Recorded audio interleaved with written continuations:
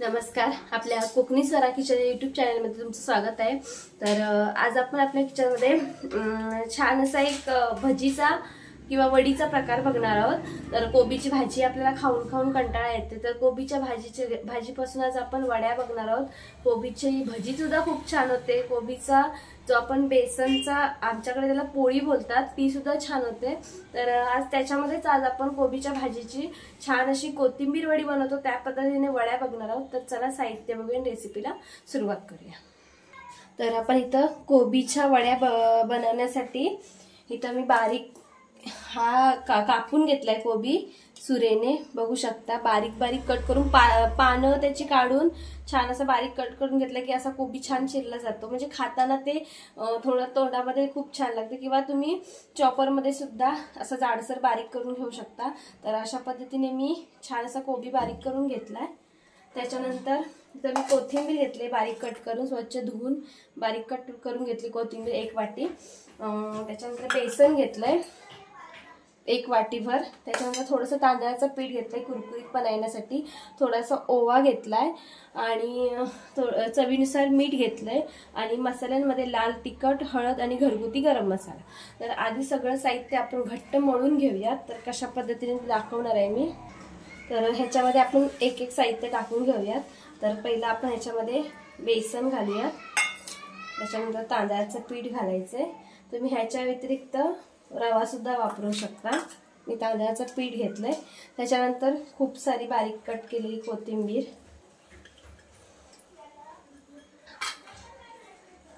सुके मसाले, आलं लसूण पेस्ट जर तुम्हाला हवी असेल तरी सुद्धा तुम्ही घालू शकता।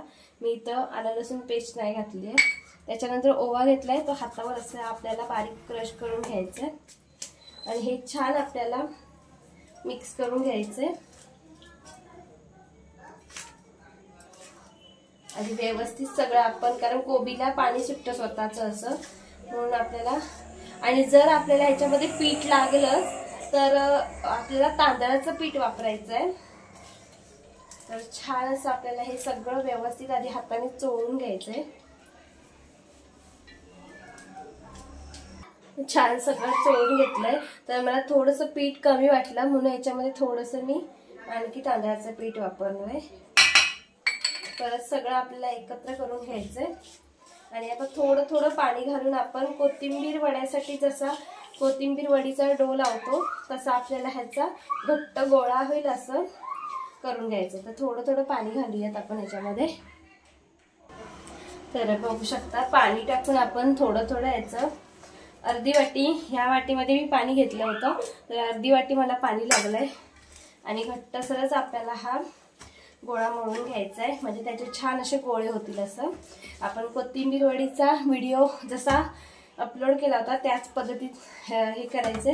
तर हे सगळं करताना माझ्या हातून मीठ टाकायचं राहून गेलंय, तर मी थोडंसं मिठामध्ये पाणी घालून मीठ घालून घेणार आहे। त्याच्यामध्ये थोडंसं पाणी घातलंय आणि व्यवस्थित आपल्याला सगळं मीठ चवीनुसार घालून घ्यायचंय। आता हे आपल्याला छान असं मळावं लागणार आहे, कारण सगळं मीठ लागलं पाहिजे प्रत्येक गोळ्या पिठामध्ये छान असं। छान मळून घेते मी। तर इथं मी थोडंसं तेल घालून व्यवस्थित गोळा मळून घेतलाय, म्हणजे आपण त्याचे अलगदपणे हाताने गोळे करू शकतो। किंवा ह्याचे थालीपीठ सुद्धा खूप छान येतात, पण थालीपीठ करण्यासाठी ह्याच्यामध्ये आपण थोडंसं ज्वारीचं, थोडंसं नाचणीचं आणि थोडंसं गव्हाचं पीठ टाकायचं। खूप छान थालीपीठ होतात त्याची सुद्धा। तर त्याचा सुद्धा आपण एकदा व्हिडिओ बनवूया थालीपीठाचा। तर आता आपण ह्यांना छान असे गोळे करून घेऊयात, छान उकडतील असे। त्याच्यासाठी मी उकडण्यासाठी एका साईडला गॅसवरती पातेलं गरम करायला ठेवले, पाणी ठेवून आपल्याला वाफवून घ्यायचे। आणि इकडे मी चाळणी जी आपण मोदकासाठी किंवा जी कोथिंबीर वड्या उकडण्यासाठी चाळणी वापरतो ती चाळणी घेतली आहे, त्याला मी तेल लावून घेतलंय आणि अशा पद्धतीने आपण छान असे व्यवस्थित, एकदम जाड सुद्धा नाहीत आणि एकदम बारीक सुद्धा नाहीत, अशा पद्धतीने लांब असे गोळे करून घ्यायचे। जेणेकरून ते व्यवस्थित उकडले जाते।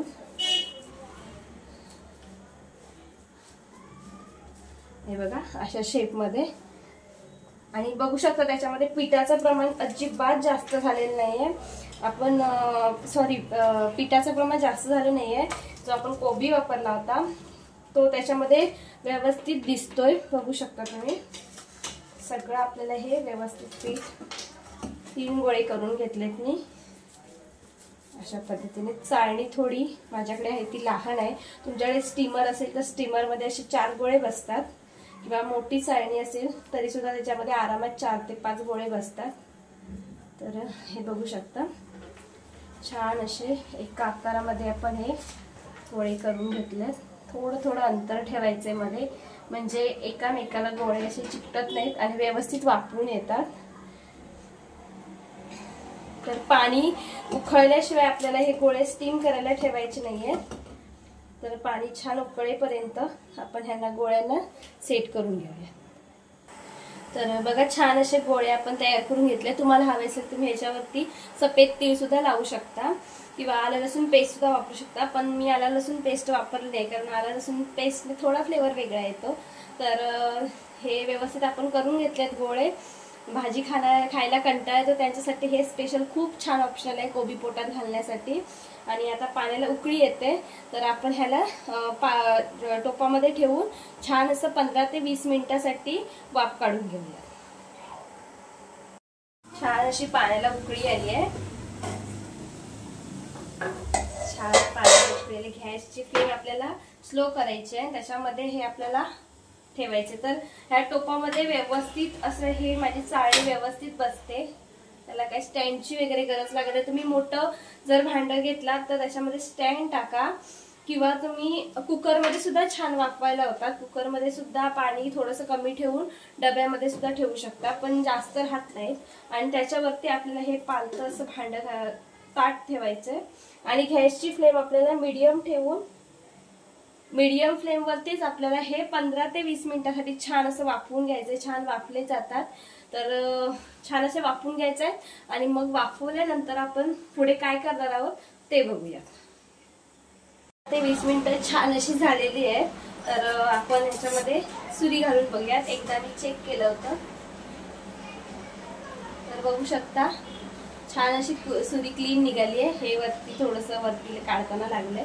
तर छान अशा आपल्या वड्या जे आपण कोबीच्या वड्यासाठी जे गोळे करून घेतले ते छान फ्राय झाले, शिजून झाले आहेत। तर गॅस बंद केलाय आणि त्याला आपण थंड करण्यासाठी काढून ठेवणार एका प्लेटमध्ये।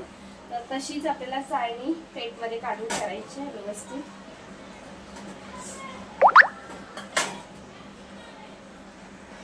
तर छान असे आपण हे थंड होण्यासाठी काढून ठेवलेत।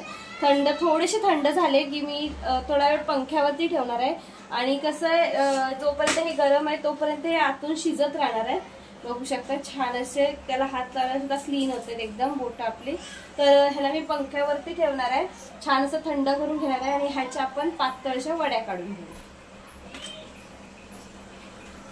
थोडेसे थंड झाले आहेत, तर प्लॅटफॉर्म मी स्वच्छ करून घेतलाय आणि आपल्याला आता असे छान असे कट लावून घ्यायचे। सुरीला थोडंसं तेल लावून घेतलंय मी आणि अशा पद्धतीने आपल्याला याला कट करून घ्यायचं। एकदम जाड सुद्धा नाही ठेवायचे, एकदम पातळ सुद्धा नाही, अजून आतून गरम आहे। तर अशा पद्धतीने आपल्याला ह्याच्या वड्या करून घ्यायच्या। सगळे मी एका प्लेटमध्ये काढून घेते। सगळ्या जर तुम्हाला एकाच टायमिंगला ह्या सगळ्या वड्या करायच्या नसतील तर तुम्ही फ्रीजमध्ये ह्याला 2 ते 3 दिवसांसाठी छान असं ठेवू शकता, उकडून वाफ देऊन छान राहतात, किंवा फ्राय करून सुद्धा ठेवू शकता चहा बरोबर। तर मला तर स्पेशली ह्या वड्या, कोथिंबीरच्या वड्या किंवा आपण ह्या कोबीच्या वड्या केल्या त्या चहा बरोबर खूप आवडतात, चहा बरोबर खूप छान लागतात। गरम खा किंवा थंड झाल्यावर खा, खूप छान लागतात।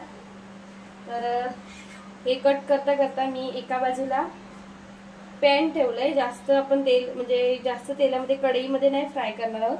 पॅन ठेवलाय, त्याच्यामध्ये थोडंसं तेल घातलंय, तेल गरम करायला ठेवलंय। तर अशा पद्धतीने आपण सगळ्या वड्या कट करून घेऊयात। बघू शकता व्यवस्थित अगदी झाल्यात। तर ह्या सगळ्या आपण ज्या राहिल्या त्या सगळ्या वड्या अशा पद्धतीने कट करूया आणि मग फ्राय करायला घेऊया।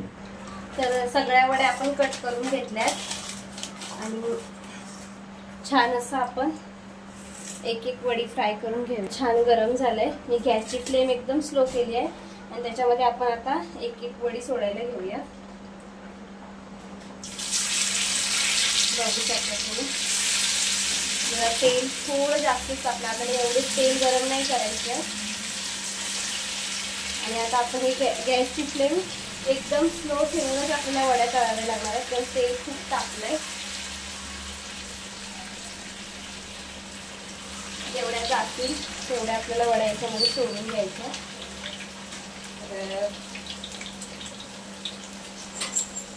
तुम्ही झारा घ्या, नाहीतर असा चिमटा घ्या, चिमट्याच्या साहाय्याने छान अशा पलटी पलटी करायला होतात। अजून एक कोबीची वडी मी इथं टाकली आहे,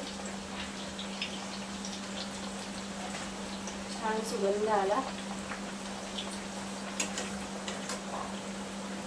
तर ह्याला आपल्याला आता एकदम स्लो गॅसवरती दोन्ही साईडने छान अगदी त्याचा कलर सुद्धा चेंज होईपर्यंत आणि थोड्या कुरकुरीत होईपर्यंत फ्राय करून घ्यायचे। एक बाजू थोडीशी फ्राय झाल्यानंतर मी दुसरी बाजू पलटून घेतली।